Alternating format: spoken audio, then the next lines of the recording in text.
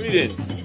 Introducing Voices of Festival, brand new podcast series from the International African Arts Festival, created to keep you connected as we count down to our 55th year of culture, creativity, and community.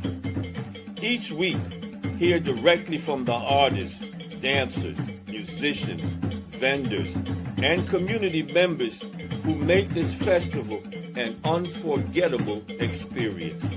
Tune in every Thursday at 8 p.m. on YouTube for Voices of Festival. Celebrate the culture, feel the rhythm, be part of the journey.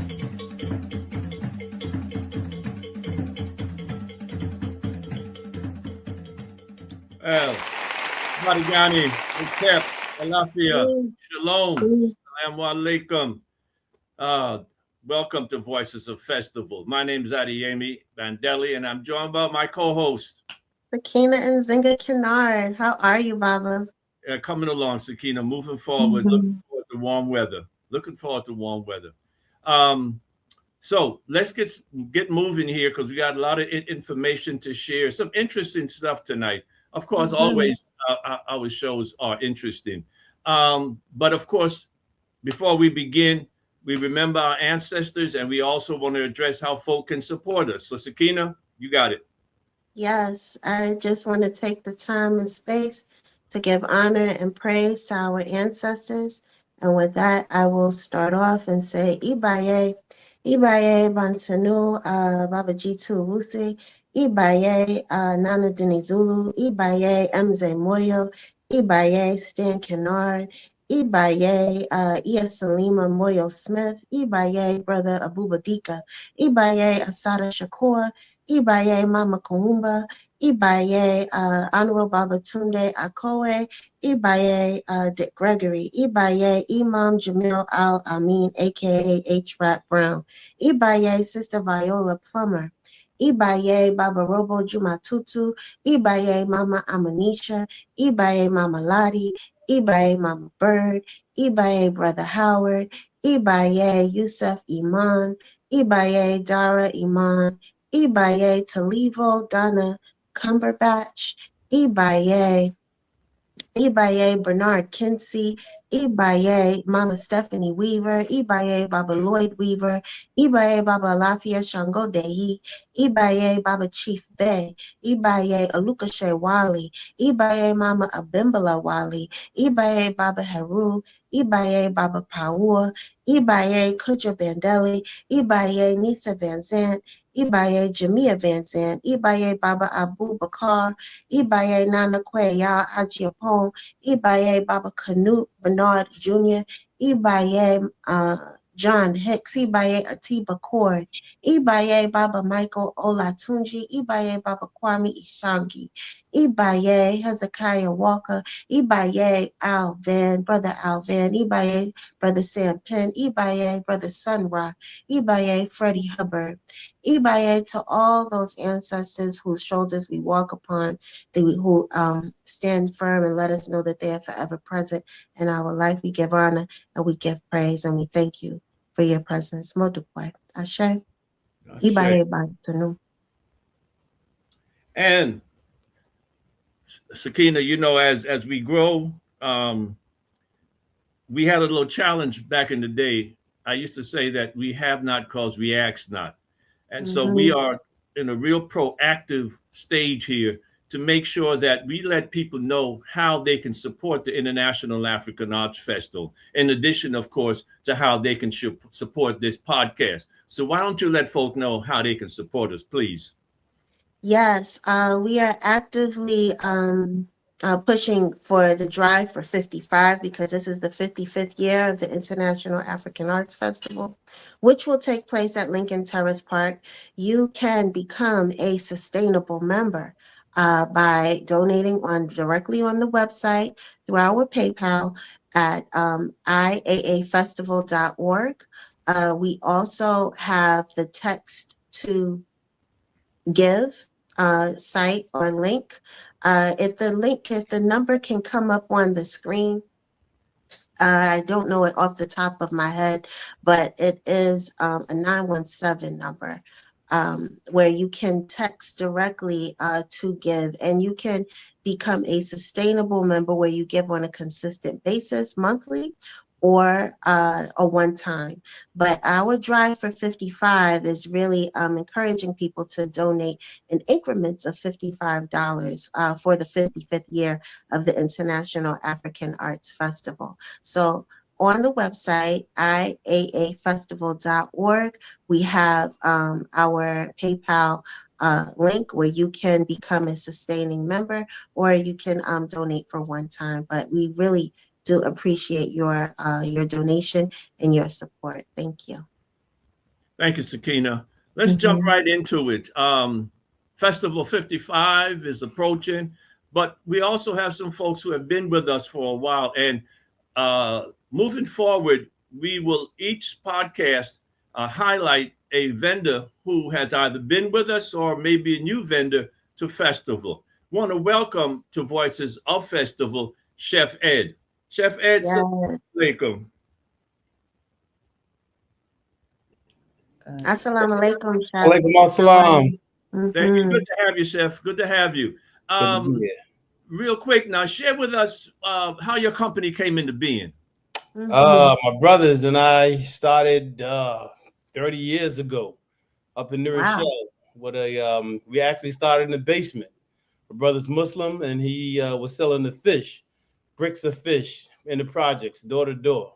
And from there, we decided. What'd you say, bricks of fish? Well, 10-pound bricks of fish. Yes. Oh, okay. All right. I thought you were using using some drug stuff on us. All right. Whiting, yes. Whiting. And so the freezer went out, and we had to do something with the fish. So we had an apartment building. We decided to fry the fish, and we put notices out in the projects in our area saying free fish, bring your own bread. Oh. And the people came out, and that's how we started. Wow. So who did the cooking though? My brother, my oldest brother, Yusuf El-Amin. All right. So what did you do? I helped serve the customers. All right. So how did you get the title Chef Ed? Well, we went into a thing, whereas my brother went from Chef El-Amin because of the fact tax purposes. So I had to go into my own name and deal with Chef Ed. All right. And Sakeenah? Now, how long have you been with Festival? Oh, over 35 years. Okay. Yes. Love it. Where were you located at the former site? The former site, in the food court. What do you call that? Food court. Yeah. Yes. Were you right at the corner there? Near the handball court, across from the coconut guy with the fresh coconut. Okay. Okay. Good. All right. So, go ahead, Sakeenah. I'm sorry. I love it. I love fried fish, and I love fried fish at Festival. That is have you ever had ours? Okay. Yes, so have I. Alhamdulillah. Yeah. So, how long have you? So you said you've been with us for over 30 years now, huh? Yes. Ever since Boys and Girls High. Okay. What inspires your work? Like, what inspires you to keep going? The people, Festival, all the staff at Festival. When it's time for Festival, and we come in the day before the setup, seeing everybody and greeting everybody is wonderful. I live for that. You know, it's just a great experience. It gives me a great feeling. Good. 30 years with us. Well, we thank you. You missed 24 of them, but that's all right. We'll forgive you. Well, I would like to know, what can you share with us? What was your favorite pastime at Festival? Like, what was your a memorable moment? A memorable moment was doing 5 and 6 days at Boys and Girls High. Yes, selling out and sitting against the back of the fence and just enjoying Festival, going around. There was a sister there back in the day. She used to sell dollar French fries. And my son and them, he was a little guy. Of course, they wanted to go get the dollar French fries and all the other vendors. I never forget a Jamaican lady made, I forget her name. She made a beef patty for me. and gave it to me from scratch. And when I bit into it, it was so hot. I don't really like spicy food. And I said, "Oh my God, sis." And she said, "Shut up, boy, and eat it." So, the family is great. The family is great. Yes. Yeah. Well, Chef Ed, we wish you well. Upcoming festival. Hope that you'll be able to sell out and come on up to the stage and chill and enjoy everything. But we thank you for your continued support of festival, because I know there have been some rough years. Yes. And so for those of you who hang in there, you know, every relationship, you've got the ups and the downs. That's right. But what makes them successful is being able to stay the course. So we thank you for staying the course with you. Chef Ed, and those of you, our listeners, be sure when you get out to festival, go check Chef Ed and tell him that you saw him on Voices of Festival. Yes, please. Come and talk. Holler to me, please. All right. Thank you much. All right. So you've had his fish too, huh? Yeah, of course. You know, I try to stay away from a lot of fried stuff, but at festival, it's kind of hard to resist to get like a good fish sandwich or the food is too irresistible. A fish meal. Festival is not a place to maintain culinary discipline. You know, everything you say you're not going to do. It could be. There's such a variety of different dishes. I mean, you can stay disciplined because there's such a variety. So if you are, you know, on the vegan side, you have your options there. If you love, you know, fried food, which I love fried food, you have all of your options. If you love Caribbean food, you know, African food. And it's real. I mean, and it's very important. He said he is a cross from the guy with coconuts, because it is super hot and it's important to stay hydrated when you're outside on that field. And that coconut water, that fresh coconut water out the coconut with the coconut meat. Hello. Yeah. Right. All right. We'll keep it moving. Our next guest is he's a festival child himself. In fact, he's the third member of the family that has been on with us here at Voices of Festival. Our guest has produced 3 movies: Inside Man, Sins of the Father, which I've seen, and Dilemma. He is the Griot TV Academy Honors Award winner 2 times, and the Telly Award winning creative director, writer, actor, and novelist. Our guest has also produced 3 movies. 3 books entitled Muslim, The Stick-Up Kid, and Brotherly Love. His brother has been on with us when we talk about Brotherly Love, Brother Jumani, and then his mother was part of that 2 elder show, Nasoma Jumatatu. He's also a self-published a novel set in 1990s Brooklyn entitled Brooklyn Bread. There's a lot more to say, but let's welcome Attika Torrence. Attika. Welcome. Welcome, man. Good to have you. We apologize for the delay in getting started here, but unmute yourself.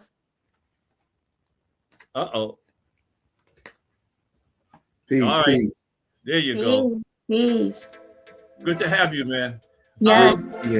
We're gonna hit it. Pleasure meeting you. I love your Uhuru Sasa shirt. Yes. Yeah. Represent. First of all, take us back to the origins of all of this kuumba, this creativity that you have, because you're all over the place. Yeah. So in the words of Reverend Dr. Martin Luther King, we got to get the wording right.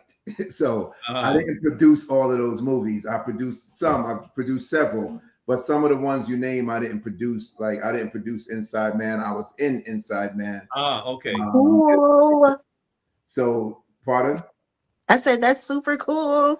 Yeah. So some of them, some just to level set. Some of those I didn't produce, and I produced more than 3. But just wanted to get that right. And then in the name of Kuji Chakalia, name ourselves, define ourselves, and speak for ourselves. My father's name is pronounced Rabo Jumatatu, not Robo Tutu. So just want to say that. And I also heard Abimbola, so Mama Abimbola Wali. So thank you for sharing that. I make note of it, but then I never pass it on to Sakeenah. Well, so that was for me.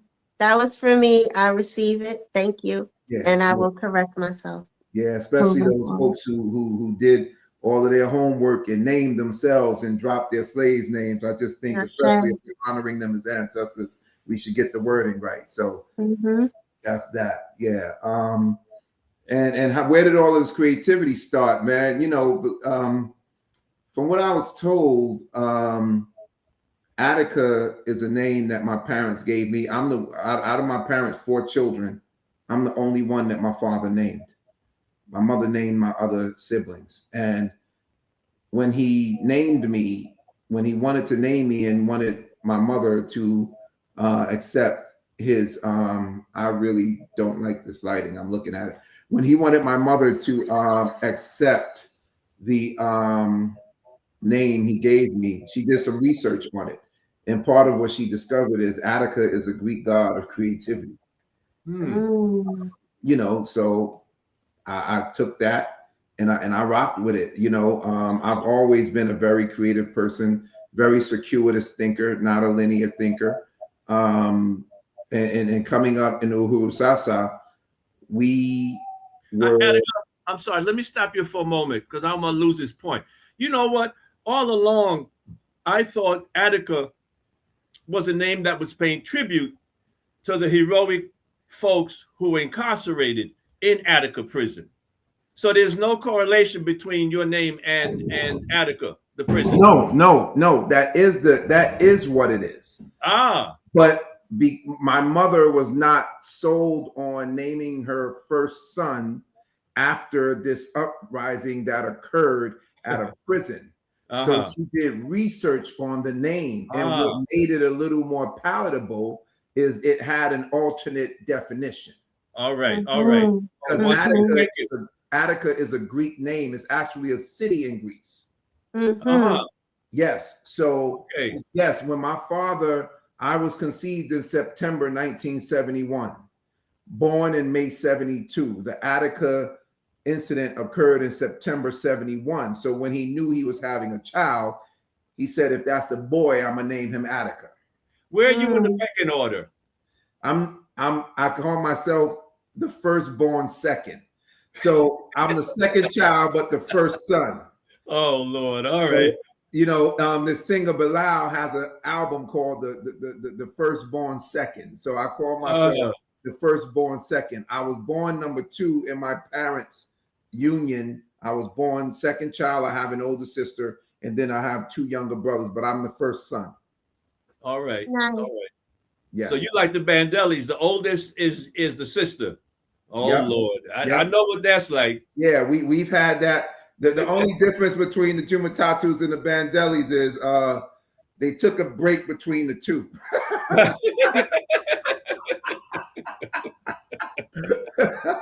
All right. I accept. Yeah. And they stopped at 4. Yeah. But we, as we relatives are given, family is chosen. We grew up as family. And I sincerely respect and appreciate that. But our creativity was bolstered in Uhuru Sasa. Whether it was we got on stage, whether it was to play drums, whether it was to dance, whether it's to perform, whether it was to model dashikis and kufis, and whether it was to be in martial arts tournaments or perform martial arts at the carnival back then when it was the carnival. We got on stage and we got up there and we did what we were supposed to do. We sang our songs. Wasn't that the best? It was amazing. Long before I ever saw a fraternity or a sorority strolling, we was doing the boot dance. We had bells on our boots and we were doing the boot dance, and we were marching to the drums. And the drums it wasn't a gender specific thing. Women played drums, men played drums. Women danced, men danced. Men did martial arts, women did martial arts. It wasn't gender specific. So we grew up performing on stage. We have pictures in the documentary, The Sun Rises in the East. There are pictures of us on stage. Myself, Baba Adeyemi's children, and all the children of the same age. So creativity, and then one of our 7 principles that we speak, that we preach, that we were inculcated with daily, is Kuumba, creativity. And we had one of my favorite mamas was Mama Kuumba, you know, and she was all about creativity. She sold books. She did art. She did. So we grew up seeing that. We had Mama Akila in the school selling popcorn, but it wasn't regular popcorn. It was rainbow popcorn. You know, creativity was all around us. How we dress, our names had a melody to it. Our names had a rhythm to it. Everything about us was creative. So I think creativity was in our house. Creativity was in our school. Creativity was all around us. And I'm just living in that space, in the space that Baba Sonny Carson and Buba Dika wrote a book about his life. I mean, Brother Yusef Iman was into acting and performing. You know, I'm just doing what was instilled in me. And it's just a natural progression that you would go on to being in film production and producing, you know, because you had that stage presence growing up, you know. And those, I used to compete, you know, in the African dance troops, and we would look forward to that every year. Like, are you ready? We gone. You know? And ultimately, all it is storytelling.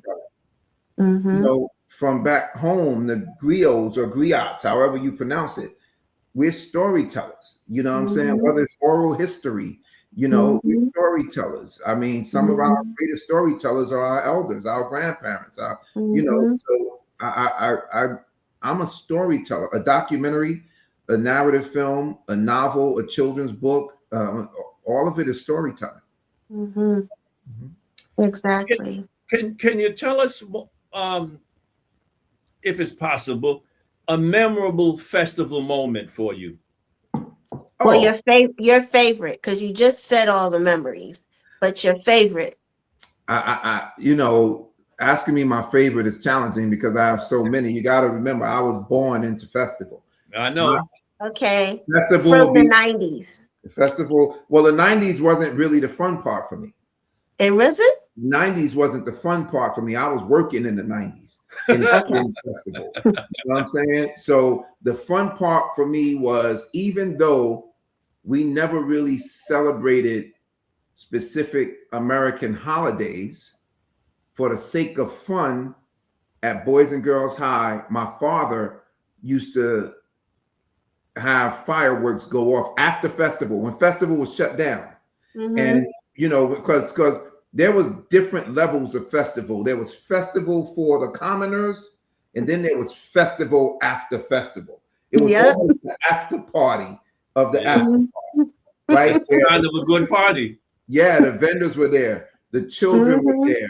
The adults were there. Sometimes they would lay us down on blankets and we would go to sleep while they were still there. You know, right on the field. One of the best parts of festival is, if I was hungry, my father would tell me, go to Mama so-and-so and get a plate and tell her you got it. I mean, tell her I told you to come get it. And I would do that, and he would take care of it, right? If I wanted cake, I knew I could go to Mama Akila and get some cake. If I knew everywhere that I could go and just tell them that my father said to come get it. And they honored that. They didn't question me every year, year in, year out, day in and day out. So that was a fun memory because it showed me the level of respect that my father's name had, you know, and that means a lot to a young man, you know. And, but in the evening time, when it was nighttime, and then when a lot of the people left the field, when only for the most part the children of Sasa and the children of vendors were there, my father would let some fireworks off. And that was one of my favorite moments of festival, because we didn't do that on our block, and we didn't celebrate the 4th of July. But he knew my father was also a very fun guy. You know what I'm saying? He was he was a staunch disciplinarian, but he wasn't, you know, a disciplinarian that was you know, he was flexible. He wasn't mean, right? Mhm. So he was a fun guy too. So when you listen to a lot of people in Sasa speak about Baba Rabo, they have some very, very fun memories of him. And that was one thing that I remember. He sold watermelons. I have a picture of him selling watermelons. My second children's book is called The Watermelon Man, and it's about a father and son and how a father builds confidence in his son, right? Wow. And teaches him entrepreneurship. He also Frank Stan. He would sell hot dogs at festival, and yeah, it was. I have several fond memories of it. Nice. So tell us a bit more about the children's book. How did that come into being? So again, I'm a storyteller, and I've always liked children's books. I write my books with as my book is not the end goal. So I wanted to create an animated series. So I started with a book. So I created a children's book called The Adventures of Young Addie. When I was looking for names for the main character, I was doing research, and I watched Charlie Brown, and Charlie Brown was named after Charles Schultz, Chuck Schultz. I was watching Little Bill. Little Bill is named after Bill Cosby. So I was like, well, why not name him after me? You know what I'm saying? It can be an eponymous character, right? So the name is Young Addie, The Adventures of Young Addie. That's the series. The first book is called A Brother's Love.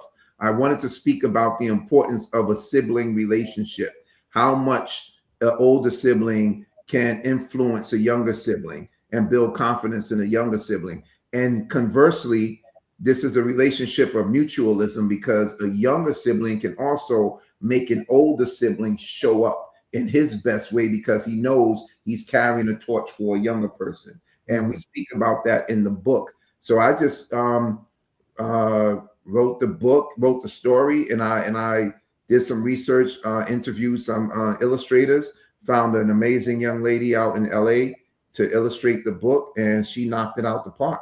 And that's how I got the Adventures of Young Addie, and I'm going to turn it into a animated series. Currently, we're doing an audio film, not an audio, we're doing a fully immersive sound design of it. And my first bulk sale was to Little Sun People with Mama Fela. Nice. And I've been selling bulk orders to schools and going into schools and doing conversations and read-alongs with elementary school students. That's with my children's book. And I have a whole other program with my novel. Nice. Can I ask something, man? Is there a direct correlation between reading at an early age and becoming a writer? For example, did you read a lot when you were young? Interestingly enough, Baba Adeyemi, I didn't really like reading as a youngster. I loved writing, though. I loved writing. My mother was very firm on penmanship. Oh, yes. So you better explain what that is, because some folk may not have a clue. Okay. So, what's funny?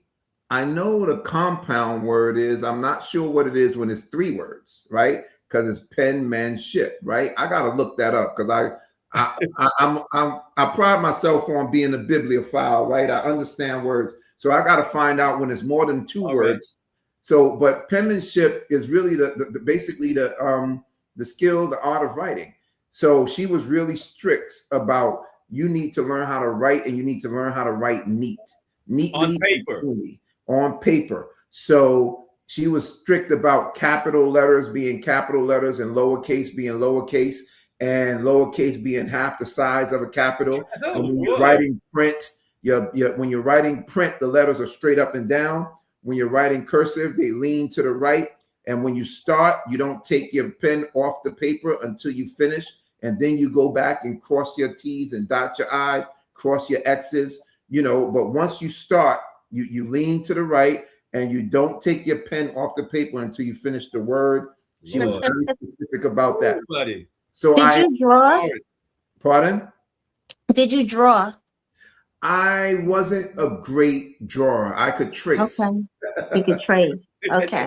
I could trace. Okay. But Now, where interestingly can enough, we find your books? Do you have all a of my link? books are at my website. Okay. There's two websites. One is my name, attikajtorrence.com. And the Mm-hmm. other one is at the top publishing.ai because I'm self-published. Yes, Mm-hmm. at the top publishing.ai. But I wrote a lot more than I read. I started reading more about Adeyemi, ironically enough, when I left college. I started reading more. I didn't read a whole lot because I'm a sports guy. I'm an outside guy. Yeah. You know, I'm not the sit down like. And it's funny, ironically enough, I aced all of my science classes, but I had challenges with like literature and history because they required me sitting down and reading. So I would get like a B in literature or history while I'm getting A's in chemistry, biology, physics, math, because that was formula based. It didn't take much for me I didn't have to read a whole lot. You know, so the writing came in because obviously, you know, I grew up in the era of pen pals and moving over to Africa at 10 years old. I still have my friends and family relatives here. We had to write letters back and forth because phone calls were rare and super expensive if you got around to one. And you couldn't FaceTime. Wait. You have to explain. You moved and lived in Africa at 10 years old? Yeah, I had an apartment. No, it wasn't just me. It was my family. Tell me about family. that. So my father, Baba Rabo, and my mother, Mama Nasoma, you know, they moved around quite a bit in the name of Pan-Africanism. They moved to Tennessee to start a school, Memphis, Tennessee. My father used to go back and forth to Guyana quite a bit. And, you know, in his mentality, one of the true walking the walk of a Pan-African is to go back to the continent. You know, it's almost like many Muslims have to go to Mecca, right? So my parents believed that, you know, one of the true testaments of a Pan-Africanist is to go back, but not just go back. They had the opportunity, the privilege to take their whole family back to West Africa, Liberia. A colleague of my father's started a business there, and he brought my father on to head up some of his operations over there. And we lived there. So the older children lived there until we graduated from high school, and the younger children get evacuated due to a war that occurred. So my two younger brothers, Jamani and Osajifo, got evacuated. And my mother wound up having to get evacuated. And then they kept the skeleton crew on. At that time, my father worked with the U.S. Embassy. And then after a while, it just got too dangerous for what they considered non-essential. So they wound up evacuating him. And that war took place for approximately 16 years. Wow. We're going to come back to your story, but we're going to take a brief break. We're talking with Attika Jumatatu Torrence, actor, writer, producer. What did I leave out? Director. But listen, and an East baby. Want to thank you. We're going to come right back, but we're going to take a look back at Festival 54, and then we'll resume our discussion with you. Cool.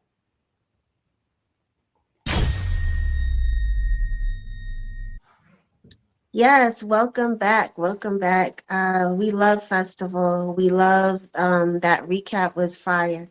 But back to Brother Attika. No, before we go to Attika, because you know, we always you're getting as bad as me, because we have to tell people how they can support us and how they can see Attika at Festival, etc. Let folks know how they can support us, please. Okay, so you can support us by liking, commenting, sharing this video, and letting us know your own festival stories. And you can also support us by donating, becoming a sustaining member at iaafestival.org. You can follow us on IG, Instagram, and Facebook, IAA Festival. But iaafestival.org, we would love for you to become a sustaining member where you are donating on a consistent basis. You can choose how much you want to donate on a consistent basis, whether it's 5, 25, 55. We would love 55 because we are in our 55th year and we have a drive for 55. So please make a pledge today for the drive for 55, celebrating 55 years of the International African Arts Festival. So thank you very much. All right, thank you, thank you. Oh, I think we forgot one on. Maybe you mentioned it, but the text to give phone number 917-268-1592, and we'll show it again at the end of the podcast. Yes, and it is very easy. That is the easiest way to text that number 917-268-1592, where you can either become a give a one-time donation or become a recurring member where you donate on a consistent basis. So we appreciate you. Thank you. Mm-hmm. All right, welcome back, Attika Jumatatu Torrence, world traveler. All yours, Sakeenah. Yes, please expand on Liberia, the Liberian war, where you were evacuated, and like, I want to know. Oh, well, you know, it was very interesting because Liberia became another home for us. Mm-hmm. And my parents didn't have any intention on retiring anywhere else. Okay. You know, they had set up a beautiful, beautiful life. They had finally gotten to the point where we could actually start calling for relatives to come over. You know, and that was my father's goal, my mother's goal, you know, and yeah, and as soon as that happened, I mean, the war occurred. Now, granted, my entire family got out, you know, that's not the case of many people. Many of my friends, many people who I call family, that's not the case. They didn't make it out, and they're no longer with us in the physical. You know, the war was a real war. When people in America be all gung ho about going to war, I'm like, man, y'all don't know what a war is, and it's real. So Liberia had a war for a little over 16 years. That 16? Was it that long? Oh yeah, oh yeah. Wow. Some say it was longer, right? But it decimated a country that was the beacon of luxury and aristocracy for at one point in Africa, especially West Africa. Liberia was the that was the place where other Africans went to vacation. You know, so but you know, my father told me long ago, rich people start wars, poor people fight them. And you know, that's just really what happened. We had there. Can we fast forward to your return to the States and jumping into the arts? So tell us about the movie experience from both production standpoint and directing. Yeah, how did you get started? How did I get started? Well, coming back, I came back in the late 80s. And at the time, a young man that you may have heard of had a lock on the film industry. His name is Shelton Spike Lee. And yeah, I mean, I was enamored. I was enamored by, you know, moments when I was walking down the streets and saw him, you know, enamored by walking on Broadway and looking at his set when he was filming Malcolm X, or all the times we would see him in Brooklyn. And, you know, I started school and I dropped out because I didn't know what I wanted to do. I started college and I left because I didn't know what I wanted to do. And then I finally found what I wanted to do, and I went back to school for it. I went to Long Island University. Spike Lee used to screen his what he calls his dailies at LIU. He had his firehouse, which was his studio right down the block. And he would have seminars at LIU. He would have speaking engagements at LIU. So I looked up LIU, and he had a cinematographer there by the name of Larry Banks, who I loved his work as well. So I enrolled at Long Island University to learn how to make movies. And I went there, and you know, in the name of self-determination, I was there. I went there to learn how to act, because initially I wanted to act. And wanting to know how to act, I said, no one's going to cast me because I haven't done anything. So I need to learn how to direct so I can cast myself. And then I said, no one's going to hire me to direct anything because I've never directed anything. So I need to learn how to write my own stories so I can direct them and cast myself. And the year after I graduated, I wrote, directed, produced, and acted in my first movie called Brotherly Love. And it was a comedy with approximately 13 of New York's top underground comedians at the time, who have all gone on to really, really great careers. But even in school, because I went back after dropping out, I was a little bit more mature. So I took it very seriously. I went there. I created a television show. I've created several television shows. I used to actually, while I was in college, I actually taught college. You know, I just took it real serious, and I produced television shows, and I jumped right into the business and started doing everything I wanted to do. How inspiring. What a creative mind, and to approach your craft with such confidence without having the experience, it speaks volumes to your upbringing, coming from your Huru Sasa to being a world traveler at such a young age, living in another country and coming back. Like, you had, you know, experiences that the average person that just grows up in the city doesn't have. And your mind being so expansive, you are able to tap in and just create, you know, with free will. I love that. Yeah, and I was very, go ahead, Baba Adeyemi. We've had your brother on, and you know, I'm wondering, he's also into the arts, Jumani. And what about your other two siblings? Do they do anything arts related? Professionally, no. Professionally, they don't. But you know, we like my brother Sazifo is a culinary artist. If you ask him, I hear that. You know, he's pretty nice in the kitchen, and you know, and he's a fashion artist too. Like he gets a little, yeah. And my sister Monifa, she you know, she's creative in her own right, but it's personal. It's not commercial. But you know, everything about her, the way she dresses, the way she, you know, you can see that there's an artist in her. They, you know, some people believe that the root word of heart is art. You know, so if you got a heart, you got art in you. You know. Yeah. Now listen, as time gets away from us, tell us about your latest project, please.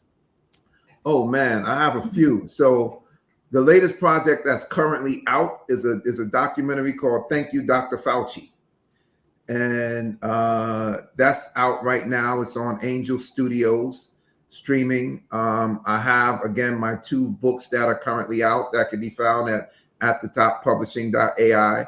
I have my film Sins of the Father, my narrative film that's out, and Tubi we just had a moment, but it's going back live on Tubi and about 3 other streaming platforms that I'll be able to share shortly. But it's called Sins of the Father, and you know, it'll be back up next week. As well as, you know, I have a film that I just, episodic drama, high school drama that I just produced. It was directed by a very popular actor named Jamie Hector. It was his directorial efforts, and I produced it. And it was written by an amazing writer, Elaine Roberson. Yeah, man, I just got several projects in development as well, looking to get more done this year. I have some pretty powerful meetings and projects and developments, and just looking forward to continue pushing. Was the one on Fauci a departure from what you ordinarily do, the genre that you work in? No, I produce several documentaries. It's funny, they have it listed as a crime drama, you know, and I'm not even mad at that, because COVID was one of the biggest crimes on humanity of recent times, right? So I've done several documentaries. I was a producer of Rest in Power, the Trayvon Martin docuseries. I was an assistant director on the Hulu's Fire Fraud documentary about that the scam of a music festival that occurred. I worked on Time, the Khalif Browder docuseries. And I've done a bunch of other documentaries. I directed a documentary on Black Planet, being given Black Planet its props as being one of the original social medias. I directed a mini doc series called New York Chapter. So it's not a departure at all. And all of the documentaries have been, when you speak about the life of Trayvon Martin or Khalif Browder, or one of the biggest scams recently was the Fire Fraud, right? The Fire Festival with Ja Rule and Billy McFadden. That was a big deal. Where they used it when on the verge of where a lot of social media influencers really started blossoming, and their likeness and images were used to create something. So I've been, as a documentarian, a documentary filmmaker, I've been dealing with controversial issues that were one of a kind of our time. Trayvon was one of them. Let me just follow up then. So the one on Fauci, is that reflective of a position that you have on the coronavirus? I want to say no. That's me telling the truth, and you determine your position on it based on getting the information. That's not me directing the information. That's me following the information and telling the story of that. That's us telling the story of what happened, and you determine the direction it goes in. But I will say this: you were able to capture that, because that time frame, that time period was so crazy of us, like the whole world just stopping. Crazy is an understatement. That's one thing the world has in common. That's one thing the world has in common. Rich, poor, tall, short, black, white. It was real. And what it was inspired you to take psychologically, that project it did on? something on us. Say that again, Baba. Yeah, what inspired you to take that project on? I didn't create that project. I was asked by the same director. I had worked. This is the fourth project I worked on with this director. And when he was producing it, he said, "I need you on this." And my first question to him was, "Is this a hit piece?" And he said, "Absolutely not. Because if it's a hit piece, I don't want anything to do with it. I don't want anything." What does hit piece mean? A hit piece? A hit piece is when you, in a nutshell, put a hit on someone, just with a document with story, right? Like some news segments are hit pieces. Like what 50 Cent did to Puffy. Well, now we don't know if that's a hit piece or if that's him just telling the truth. If it's the truth, it's not a hit piece. Right? If it's the truth, it's not a hit piece. If we embellishing the truth and we're omitting some facts in order to go in one direction, that's a hit piece. So when we watch the news, go ahead. Some would argue left and right that some facts were left out about Puffy, where it was more so geared towards all of the negatives of his personality or what he did, and not any of his real accomplishments. So it was like it could be seen as, and then some people afterwards were like, "No, that wasn't true. This part wasn't true." So right. So right now you're talking about two different things. Yes. You said in one aspect, you said it speaks about the negative aspects and things he did, the negative things he did. Right. And then on the second half of that, you said some people say it wasn't true. So that's two different things. If I'm speaking about factual things that occurred, even if they're negative, that's not necessarily a hit piece. Right. If I'm speaking about things that are not true, or if I'm embellishing facts, that's a hit piece, because all of our lives, different people have different stories of us. right? And I'm not a fan of telling just the rose. Like recently in most of these movies, well, I'm not even going to go there. I'm not really keen on telling just the rosy side of things unless we're doing something to honor someone. If I was telling the story of Michael Jordan right now, I wouldn't bring up the fact that he was a gambler, right? But if someone else was telling it, they'll start with he was a gambler. If I was telling the story of Michael Jackson right now, I might not bring up the fact that he had to go to court for the challenges that he was faced with in court. But if someone else does, that doesn't make it a hit piece if it's true. Right? Okay. Hit pieces are very specific. So this piece on the corona, Dr. Fauci was not a hit piece. In my opinion, it wasn't. The truth of the matter is Dr. Fauci has his fingerprints on the last 50 years of global viruses. Yes, that's AIDS, Ebola, COVID, and all the other ones. Dr. Fauci was there. And I have a friend, I know someone that got arrested 13 times. The 14th time he got arrested, the judge said, and he got arrested with no convictions. The judge said to him, the next time you come in my courtroom, you're going to sit down for 2 years, 24 months before I even see you. And the reason is, even though you haven't been convicted of anything, you're up to something. And I know you're up to something. It just that they haven't proved it. So I'm saying that to say, if your fingerprints are on the last 50 years of global viruses, something is up. So you can believe what you want to believe based on the information. I don't tell stories for the purpose of skewing the minds of people. My purpose for telling stories is to give the facts as in the way that we research the story. You know what I'm saying? Now, I'm not speaking about him being a father and a husband and a church guy. I'm not speaking about all those, even though those are facts. You know, those are facts too. I'm speaking about as it affected the entire world. His career. Yeah. Okay. Yeah, as it affected the entire world. So, Attika, you said you've got a couple of projects coming up. What's on the front burner? The front burner, well, one thing you can expect to see is this project tentatively named Enough. I think that's going to be the name. It's a drama, an episodic drama. I'm on the board of an organization called Moving Mountains. It's a performing arts theater company right here in Brooklyn.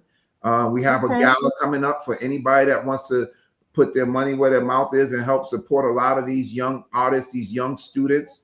We take children from middle school straight through high school.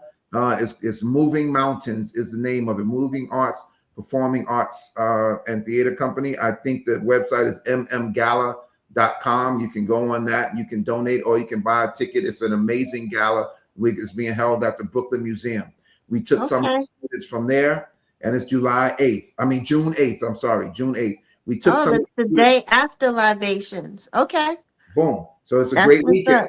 I'm going to be at both. Right. So we took some of the students from our performing arts program. The head of the program, the person who founded it, is a big time actor named Jamie Hector. And he's been in a whole bunch of projects that people know him from. And so he directed this piece. The director of the organization, I'm getting her title. I might be getting her title wrong, but I think she's a director of Moving Mountains. Her name is Elaine Robinson. She wrote it, and I'm one of the producers on it. That's coming out soon. We're not sure where it's going to land, but also my next two books, Brooklyn Bred, Campus Life. The Brooklyn Bred is a series. The first book was Brooklyn Bred, a 90s Brooklyn story. The second one is Campus Life, and they're not autobiographical, they're novels. It's like my version of School Days. Right? My spin on the campus life is the thing your parents didn't warn you about that happens on college campuses. And my second children's book, my second animated children's book, is The Adventures of Young Addie, the Watermelon Man. And the illustrator is a child of the East. It's Mama Tamisha's daughter, Kiki. Oh man, Kianga. Yeah. So excellent place to end, because Attika, I want to thank you for being here, but I more so want to thank you for continuing this tradition of young people who come out of the East experience who are knocking it out the park. And as I sat here, I realized I'm gonna put you on the spot, because hopefully one day you can do this, that we've never had an East person tell the story of the East.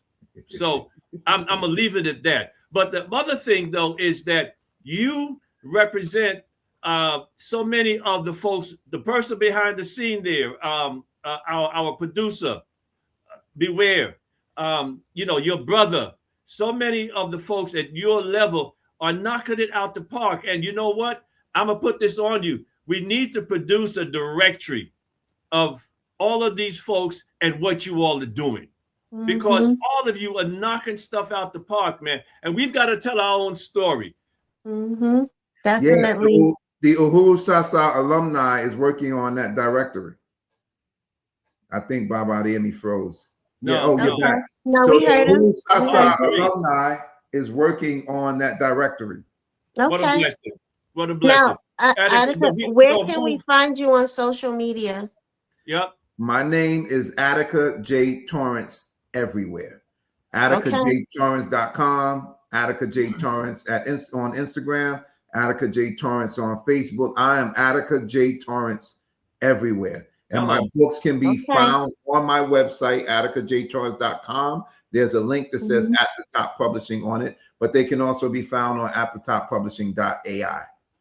Attika Jumatatu Torrence, we want to thank you. Asante Sana. And most of all, stay the course. Stay the course. Yes. Stay the course. Thank you. Peace. Thank you for everything. All right, man. Yeah.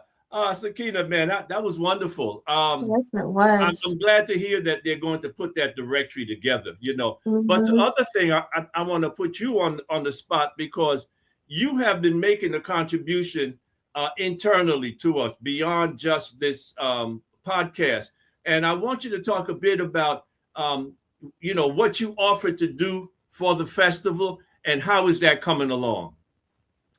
Well, so I am putting together a think tank development, and I'm calling all people that have a vested interest in the future of festival together to be able to raise funds for the sustainability of festival.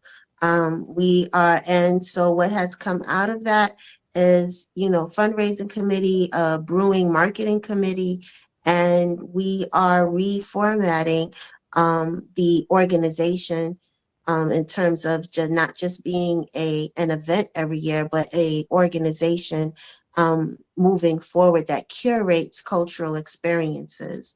And, so we have a lot of things in the works. A GoFundMe page is getting ready to come up, but our goal is to raise at least $250,000 in a short period of time. So we are cultivating private donors. We are cultivating our public donation domain, and we are moving forward. But the goal is sustainability for the International African Arts Festival. And Sakeenah, I want to really acknowledge you and thank you, because you saw a need, and you just didn't tell us what we should be doing, but you stepped up and said, I'd like to try and initiate something. And you did that. And I just really want to honor you for being able to step up and to begin to give us some direction in an area that we have not gone in the past, which is also significant, because we piss poor at raising money. Let me be real clear. And so we've got to develop that skill, because we're not making the money to make people rich here. It's about being able to maintain a festival that has been a significant contributor to our community and really to this country. And so again, I want to thank you. And I'm going to ask you, as we get ready to leave, just remind folks how they can support the festival. Well, let me kick this off. And thank you, Baba, for for the acknowledgement. But I would like to say we want to encourage the youth. We want to encourage all of the cultural organizations that come out and support festival every year, and really encourage the youth organizations to encourage their members to give a video talking about their festival experiences, the festival babies. This is a call out to all of the festival babies that were there in the 90s, there in the early 2000s, there, and have their experience of the field, have their experience of the bleachers, have their experience of the competitions, the martial art competitions, the dance competitions, everything that Brother Attika was talking about in terms of their experiences, the love that beats in your heart for festival.